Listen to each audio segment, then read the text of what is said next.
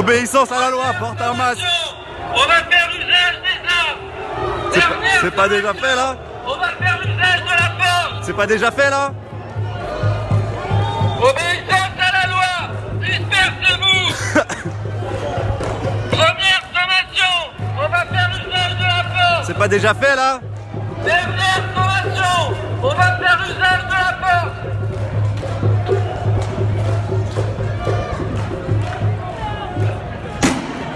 Et voilà.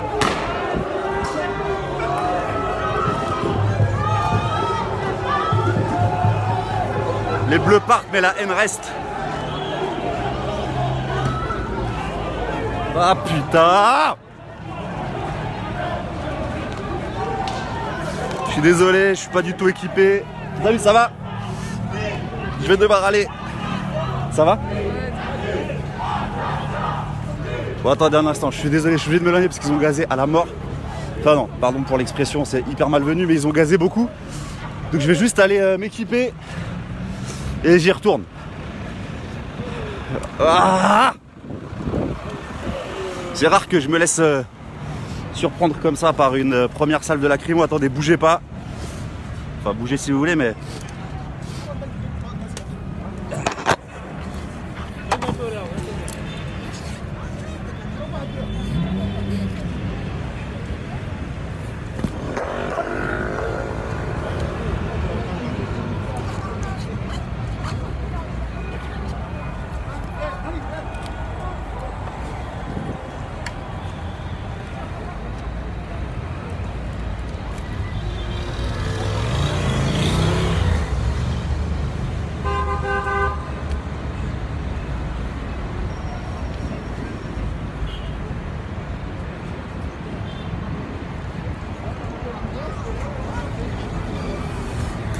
Confirmation donc le masque chirurgical n'est pas efficace contre les gaz lacrymogènes. Même si on le savait, hein, mais j'ai perdu les petits réflexes, on va dire. Voilà les potes. Voilà. On n'est pas bien là, Tintin? Allez, on y va. Donc plus sérieusement, on est marche des solidarités et de la dignité à Paris, qui est donc une marche qui a été initiée depuis plusieurs mois, qui était organisée notamment par les collectifs de sans-papiers.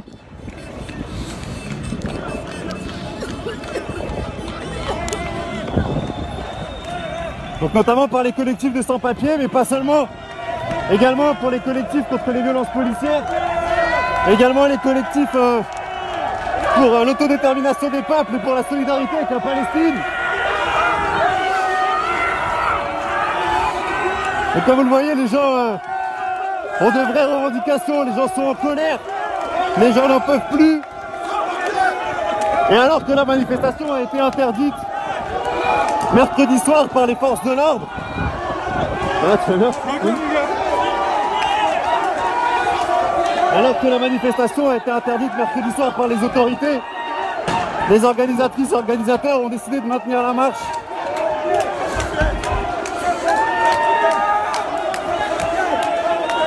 C'est une marche qui avait été organisée de manière à ce que les différents cortèges puissent se maintenir malgré la crise sanitaire, avec des consignes très strictes pour le respect justement des normes sanitaires.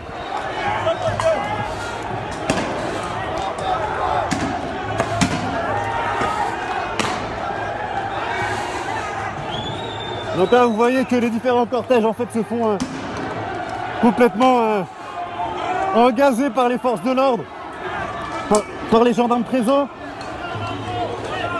parce que c'est principalement des gendarmes qui sont là aujourd'hui.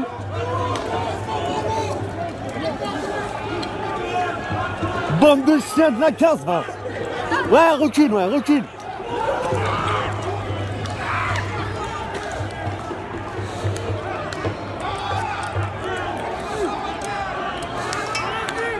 Donc voilà, je répète que toutes les consignes, toutes les précautions ont été prises pour que cette marche puisse se tenir dans de bonnes conditions.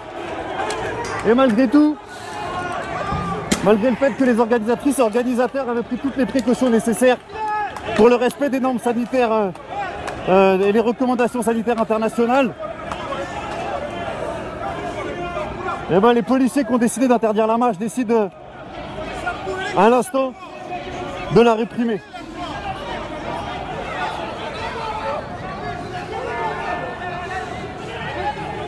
Donc ça a échappé à personne que dans un climat social extrêmement agité en France, mais également à travers le monde, notamment avec les révoltes qui sont en train de se dérouler en ce moment dans quasiment l'ensemble des grandes villes des États-Unis. Et comme vous le voyez, des gens qui n'ont plus grand chose à perdre et n'ont plus peur du coup de passer à l'offensive face aux gendarmes.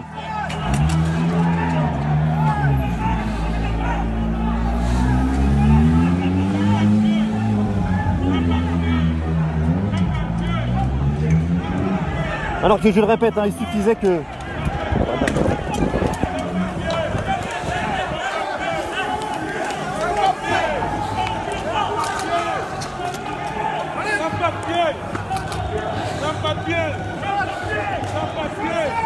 Je le répète, parce que c'est important de le préciser dans cette marche, c'est que les recommandations internationales étaient respectées pour que ce soit des petits groupes qui manifestent. Il y avait plusieurs entrées différentes de la marche pour permettre à toutes les organisations syndicales de progresser en fonction de leurs affinités politiques.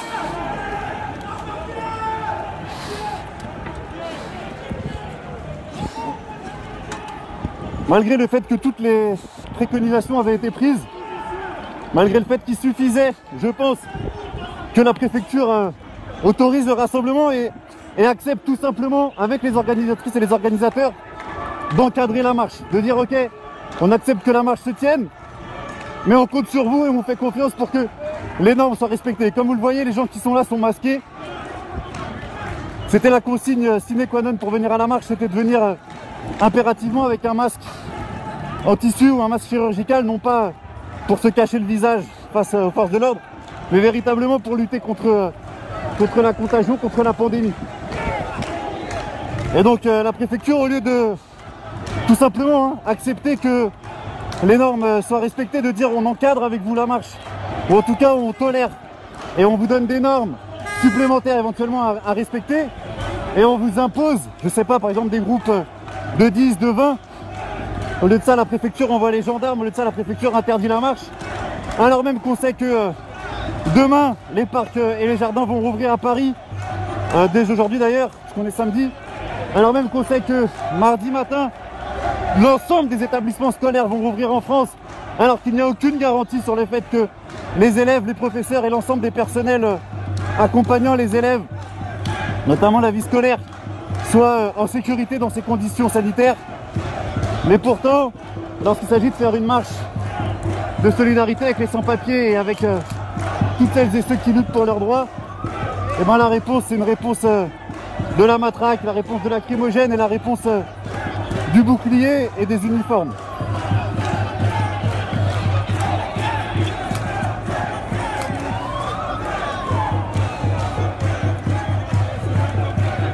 Donc voilà, je vous le répète, on est en direct à Paris, quartier de l'Opéra, comme vous pouvez le voir ici.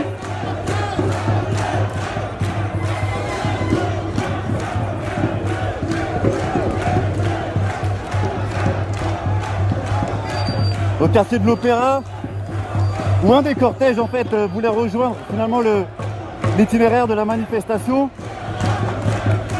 Donc voilà, les gendarmes ont repoussé les manifestantes et les manifestants à coups de gaz lacrymogène.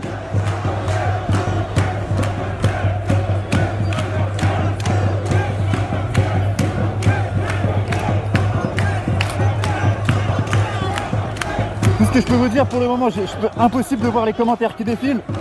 Tout ce que je peux vous dire, c'est que il y a eu beaucoup de gaz lacrymogène qui ont été lancés. Regardez, il va recommencer. Ça s'appelle un lanceur Cougar. Lanceur Cougar en coude. Et donc là, de ces lanceurs, vous allez voir, ils sont 4. Ils sont 3 pour l'instant à avoir armé leur Cougar. Ça propulse des grenades lacrymogènes qui vont monter très haut. Et vous allez voir les plots ensuite qui vont retomber sur la foule. Donc là, regardez, ils sont 4 en ligne.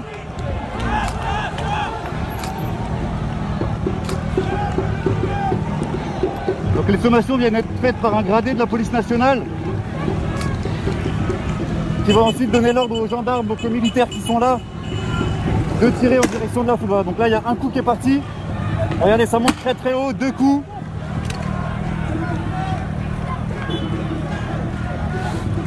Et donc vous voyez, en fait ça propulse une capsule dans les airs. Encore 2 grenades, il vient de dire le gradé. Donc ah, ça s'est enrayé.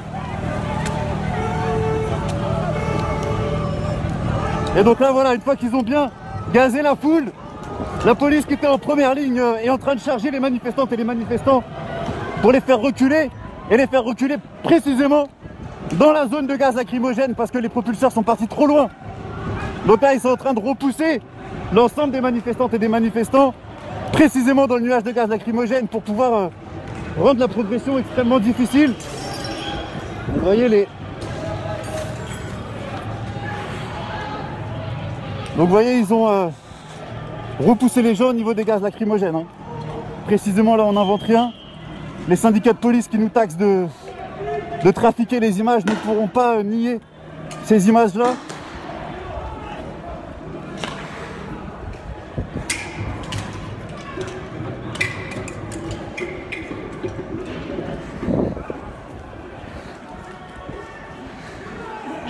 Donc voilà, les gendarmes qui sont en première ligne, qui ont des masques à gaz et qui du coup peuvent progresser dans le trajet, dans les lacs gaz lacrymogènes sans aucune encombre. À l'inverse du coup des manifestantes et des manifestants qui sont repoussés et réprimés à cause de ces gaz lacrymogènes. Je vous cache pas que là, malgré mon équipement, l'air est extrêmement irrespirable. Et d'autant plus avec la chaleur et la transpiration, notamment autour des yeux et de la bouche. Ça fait de vraies brûlures.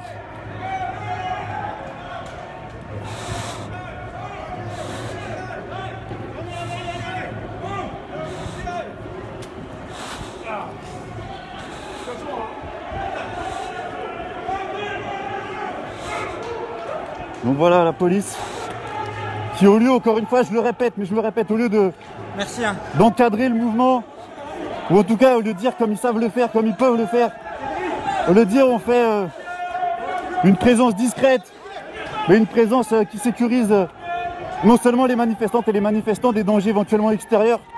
On pense notamment, principalement à l'argument qui est donné, notamment aux attaques terroristes ou aux attaques fascistes aussi, parce qu'on sait que ces gens-là aiment s'en prendre à des parallèles de cortège, même s'ils n'ont pas beaucoup de courage. Bah, tout simplement, au lieu d'accompagner du mieux possible cette marche, cette contestation, cette protestation, bah, la préfecture de police a décidé d'interdire le mouvement et a décidé de le réprimer durement, en tout cas à commencer à le gazer dès le début du rassemblement. Je vais poser mon téléphone, le temps de le mettre à charger, bougez pas.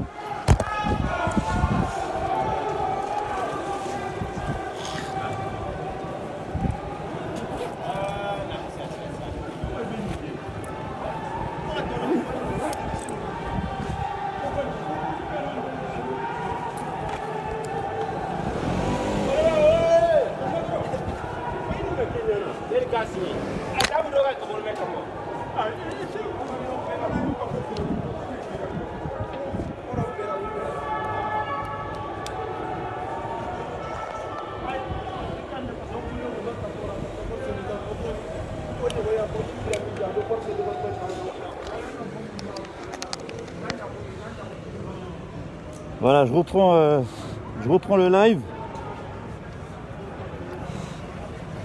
Donc je vous rappelle pardon, qu'on est le samedi 30 mai, on est en direct, on est au niveau de rue de Hanovre à Paris, juste à côté de place de l'Opéra de Paris. Et aujourd'hui se tenait une grande manifestation de solidarité, non seulement avec les sans-papiers et les gilets noirs, mais également avec le peuple palestinien en lutte, également contre les violences policières. Donc c'était une manifestation qui devait mettre en avant toutes celles et ceux qui sont en première ligne face à la difficulté actuelle. Cette manifestation a été organisée dans les règles légales d'une organisation de manifestation, avec en plus, au-delà des revendications, enfin au-delà des préconisations des manifestations traditionnelles, avec évidemment une vraie prise en compte des conditions sanitaires actuelles.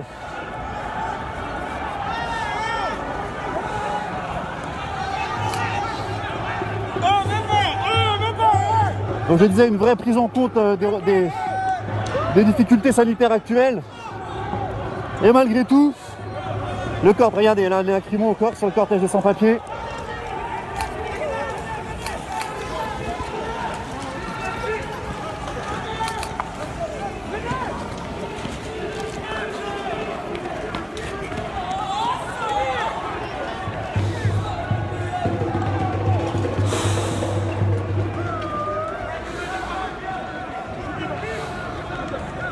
Donc voilà, les sans-papiers qui sont là sont des gens qui vivent ici depuis des années, qui bossent ici, qui parlent français pour la plupart. Et tout simplement, c'est des gens qui ont choisi d'être ici, qui bossent ici, qui cotisent ici. Et qui malgré tout ne sont pas régularisés, ne sont pas considérés comme des citoyennes et des citoyens à part entière.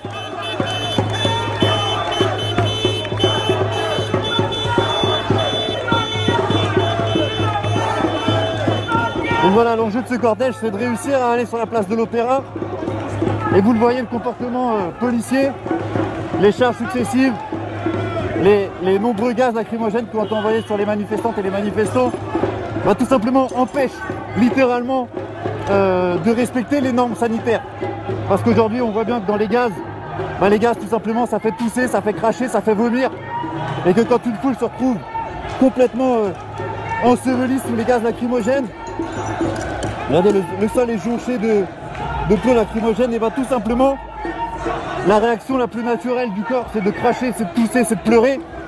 Et du coup, c'est d'aller littéralement à l'encontre de toutes les normes sanitaires et toutes les recommandations sanitaires internationales. C'est-à-dire que quand les organisatrices et organisateurs décident de faire une marche qui respecte le plus possible les conditions de sécurité face à la pandémie internationale, la réponse policière, c'est de créer des débordements qui vont contraindre les participantes et les participants finalement à tousser, à cracher, à vomir, à pleurer et finalement à se contaminer éventuellement plus rapidement. Donc là on a en face de nous les unités de Braves qui sont les unités à moto, c'est donc ils viennent de remplacer les gendarmes qui étaient initialement à cet endroit.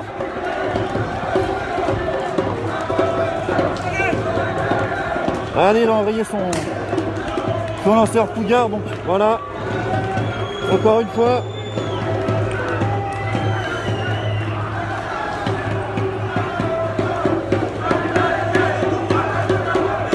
Et en même temps derrière, regardez, il y a une autre partie du cortège qui se rassemble, qui arrive. Ah, le bolos il sait pas les lancer, regardez, regardez.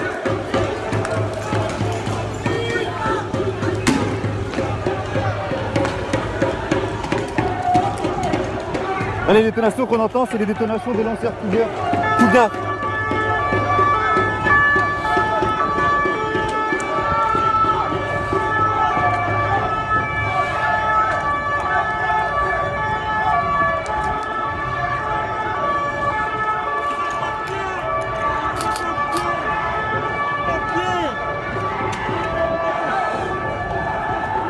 Là, je vous cache pas que l'air est extrêmement difficile à respirer.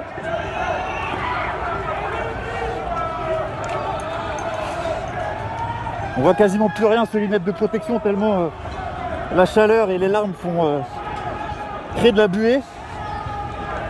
Et donc regardez, finalement, les unités de police qui libèrent l'espace, on ne sait pas trop pourquoi, qui vont se positionner ailleurs, qui de ce fait permettent aux deux cortèges de se regrouper. Et donc finalement toutes les consignes qui justifiaient éventuellement l'interdiction de manifester viennent d'être complètement mises à nu par la méthode policière qui consiste à réprimer, à gazer, à charger et à ensuite permettre aux gens de se regrouper.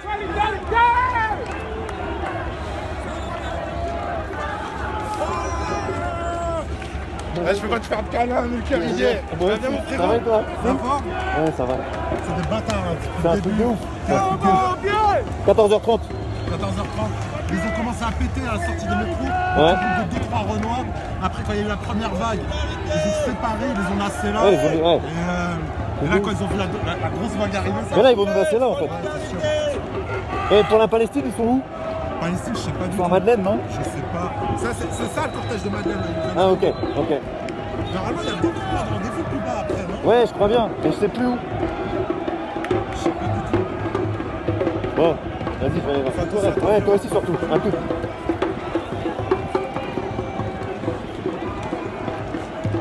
Donc voilà, vous voyez un témoignage, je sais pas si vous entendez ce qu'il disait, mais qu'en gros les policiers ont immédiatement interpellé et réprimé les gens qui sortaient des métros. Là, ils ont finalement laissé la jonction se faire entre les deux cortèges. Ça va? Je vais couper live, exactement. On est donc à Paris devant l'Opéra de Paris. Où vous le voyez, les différents cortèges de la manifestation se rejoignent enfin, malgré l'interdiction qu'avait donnée par la préfecture. Et donc pour petit rappel du coup... Alors, attendez, je vais me démasquer un instant.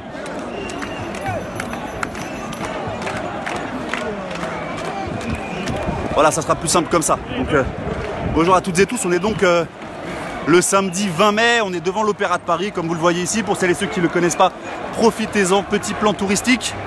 Voilà l'Opéra Garnier, prestigieux lieu de la danse classique et contemporaine en France et à travers le monde.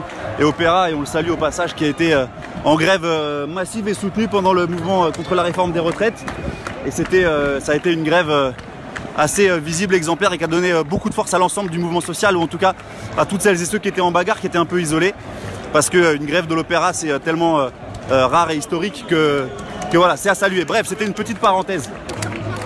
On est donc actuellement dans le cortège. Vous voyez un grand cortège, un beau cortège de manifestantes et de manifestants qui marchent et qui manifestent pour la dignité et pour les solidarités. On était à l'instant avant avec le cortège des sans-papiers.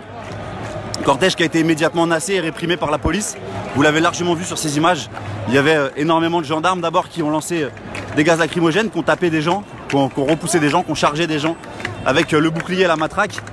Et là, voyant la vague de manifestantes et de manifestants qui arrivaient du quartier de Madeleine, les policiers n'ont pas eu d'autre choix que d'ouvrir la ligne policière, que de cesser la répression, de se replier et de laisser finalement progresser la manifestation.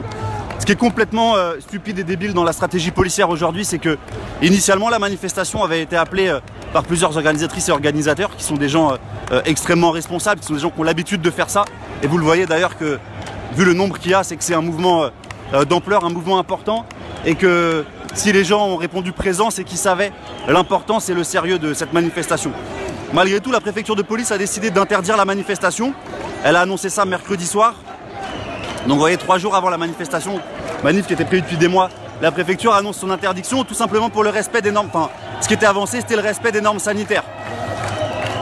Il faut savoir que les organisatrices et organisateurs de la manifestation avaient assuré qu'il y aurait plusieurs cortèges, qu'il y aurait plusieurs départs à plusieurs métros, et qu'en fonction des organisations militantes, syndicales, politiques des gens, en fait c'était extrêmement bien fléché, notamment sur les sites dont Mediapart, qui ont relayé ces informations-là sur leur blog.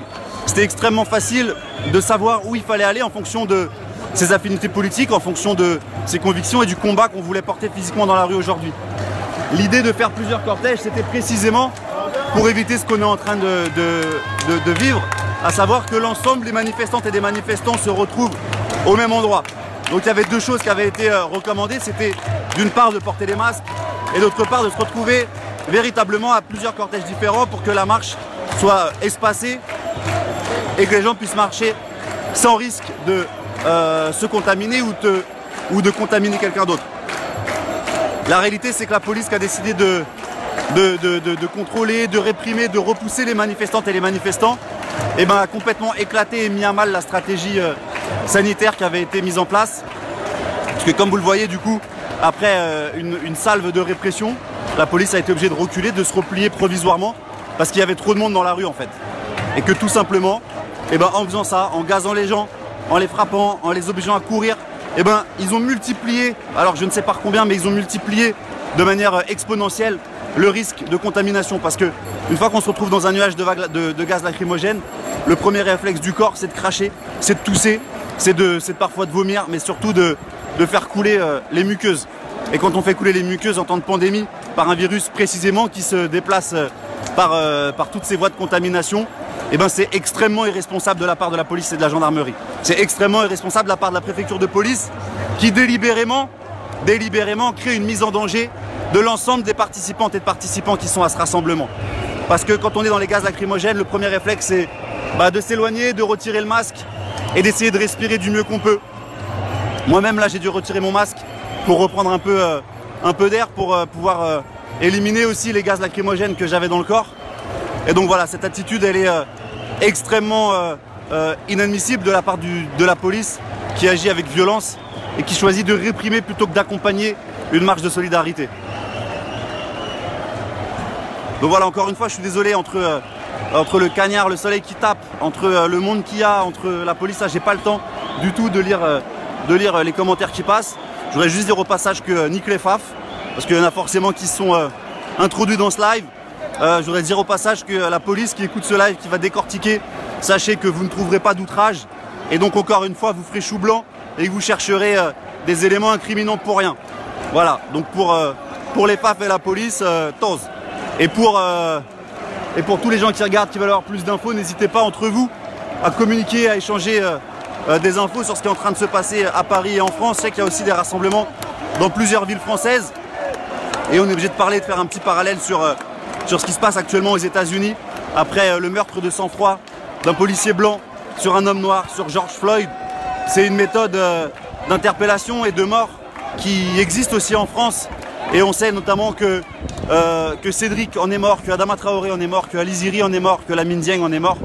Et que cette méthode d'interpellation que George Floyd a pratiquée, c'est une méthode d'interpellation finalement qui existe et qu'on a aussi en France. Donc voilà, pour tous les gens qui parlent de deuxième vague, je vous enverrai aux explications du début du live qui expliquaient que les organisatrices et organisateurs avaient prévu de faire plusieurs cortèges précisément pour éviter la propagation et que si ça avait été respecté par la préfecture de police et par la police sur place, tout simplement les conditions d'hygiène et de sécurité dans cette marche n'étaient pas pires que celles dans un jardin parisien, dans un parc ou tout simplement dans un grand magasin. Donc voilà, si on se souvient bien, le jour du déconfinement, des immenses files d'attente devant certains magasins de consommation et certains fast-food, il n'y avait pas moins de monde, mais juste que là, la police et la préfecture ont empêché l'encadrement de cette marche.